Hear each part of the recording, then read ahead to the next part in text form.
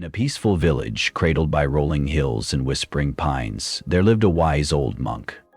His life was simple, his days quiet, but his words carried the weight of mountains. People from far-off lands would journey to his humble temple in search of wisdom. Among those who sought his teachings was a spirited young man named Justin. Curious and full of questions, Justin admired the monk's calm nature and deep insight into life. He would often join the monk on quiet walks through the forest, or sit beside him by a slow-moving river that wound through the valley. One evening, as the sky turned shades of amber and rose, the monk and Justin sat beside the riverbank. The water flowed gently, catching the light of the setting sun in shimmering trails. The monk turned to Justin and said, "Tonight I will tell you a story that changed the course of my life. Listen carefully." Justin leaned in, his eyes wide with anticipation. "Many years ago," the monk began, "there was a young man not unlike you, eager, curious, and troubled by the world. Though kind at heart, he often let his emotions take control. A harsh word, a careless gesture, or an unfair moment would stir great anger within him.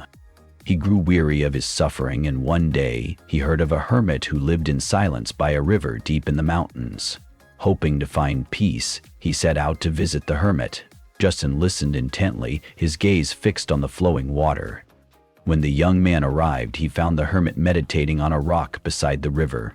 He bowed and spoke of his troubles, of people who wronged him, of words that stung, of injustices that kept him awake at night.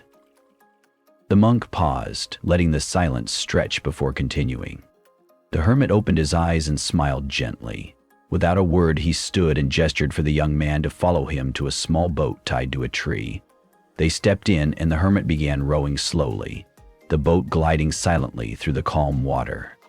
They said nothing, only the sound of the river and the dipping of oars filled the air. After a while, the hermit stopped rowing and let the boat drift freely. "Tell me," the hermit finally spoke, "what do you feel?" "Peace," the young man said softly. "But I know it won't last. Something always comes to disturb it." The hermit nodded. "That is why you suffer. You row through life trying to avoid what disturbs you. But the river does not fight. It flows. When you resist, you struggle. When you accept, you find peace." As they drifted, another boat came floating toward them. The young man's eyes narrowed. Instinctively, he reached for the oars, ready to push away. But the hermit stopped him. "Watch," he said. The empty boat bumped gently into theirs. A soft knock. No harm. The young man looked inside. It was indeed empty. No one to blame. He felt the urge to get angry, but there was no reason, no enemy, just a boat moved by the river's flow. The monk turned to Justin, his voice calm and clear. "That is life. Often what we fight is not an enemy, but an empty boat. We let ourselves be hurt by things that have no intention to hurt. We hold on to blame, to anger, to stories we've created in our minds." Justin's brow furrowed. "So, the secret is to let go?" The monk smiled. "To accept, to flow with the river, not against it.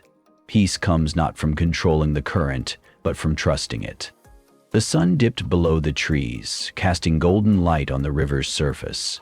Justin looked out at the gentle flow and felt a deep calm settle within him. He understood now. From that day on, Justin practiced the wisdom of the silent river and the empty boat. He learned to breathe through frustration, to smile at difficulty, and to let go when holding on only brought pain. He still sat by the river with the monk, but now in silence, his mind no longer full of questions, but with peace. Not everything that disturbs us is meant to harm us. Sometimes peace is found not by resisting, but by letting go.